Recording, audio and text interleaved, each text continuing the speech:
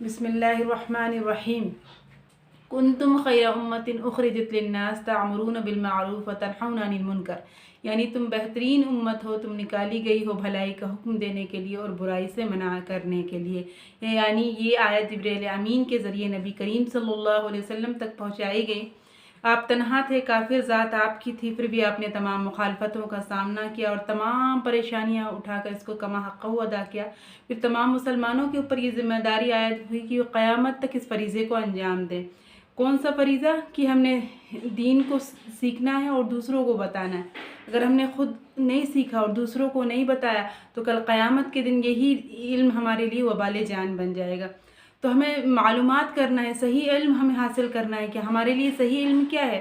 دنیاوی تعلیم ہمارے لیے ایک ہنر کے مانند ہے۔ دنیا میں ہمیں رہنا ہے تو دنیا کی معلومات ہمیں کرنی ضروری ہے، لیکن دنیا کے ساتھ ساتھ ہمیں آخرت کی فکر کرنی ہے اور آخرت کے لیے ہمیں تیاریاں کرنی ہے، اور اس کے لیے ہمیں صحیح اور غلط کا پتہ ہونا بہت ضروری ہے۔ یعنی کہ علم وہ ہے جس سے ہمیں حلال حرام جائز ناجائز اچھے برے کی پہچان ہو جائے۔ اگر ہم نے فرائض کو نہیں سمجھا، اگر ہم نے سنتوں و نوافل کو نہیں سمجھا تو یہ علم ہمارے لیے بیکار ہے۔ یعنی دنیا کی تعلیم تو ہم نے بڑی بڑی ڈگریاں حاصل کر لی، لیکن دینی تعلیم سے ہم محروم رہیں تو ہم ہماری ساری چیزیں ضائع ہو جائیں گی۔ تو سب سے پہلے ہمارے لیے ہے کہ ہم دین کا علم حاصل کریں اور دینی تعلیم کو ترجیح دیں سب سے زیادہ، اور پھر اس کے بعد دینی اور دنیاوی دونوں تعلیم میں ہم آگے بڑھیں۔ تعلیم کے میدان میں ہر مسلمان کی ذمہ داری کہ وہ آگے سے آگے بڑھے، اور یہ دنیاوی تعلیم جو حاصل کرے وہ یہ سوچ کر حاصل کرے کہ اس کے ذریعے سے ہم دین کو پھیلائیں گے۔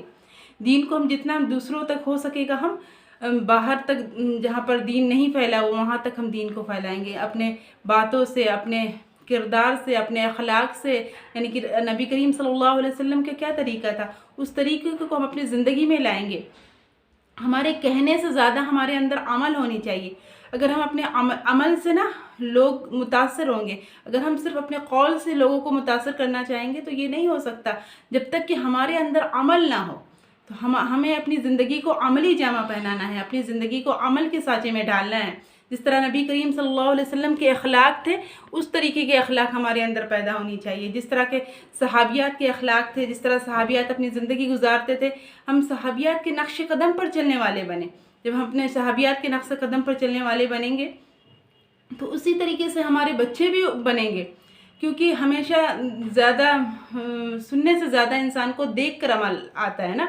تو ہم زیادہ سے زیادہ کیا کریں، اپنے زندگی کو سنوارنے کی کوشش کریں تاکہ ہمارے ارد گرد جو لوگ رہ رہے ہیں نا، وہ بھی ہماری چیزوں، ہمارے عمل سے متاثر ہو کر وہ بھی اپنی زندگی کو صحیح بنانے کی مشق کرے۔ اور یہ دنیا میں کوئی بھی پرفیکٹ نہیں ہوتا، یعنی کہ ہمیں اس دنیا میں جب آئے ہیں تو بس کوشش کرتے کرتے دنیا سے چلے جانا ہے۔ انسان بس کوشش کو اللہ تعالیٰ قبول کر لے۔ جب بھی یہ انسان کوشش کرے، جب محنت کرے، جب عمل کرے تو یہ اللہ سے مانگے کہ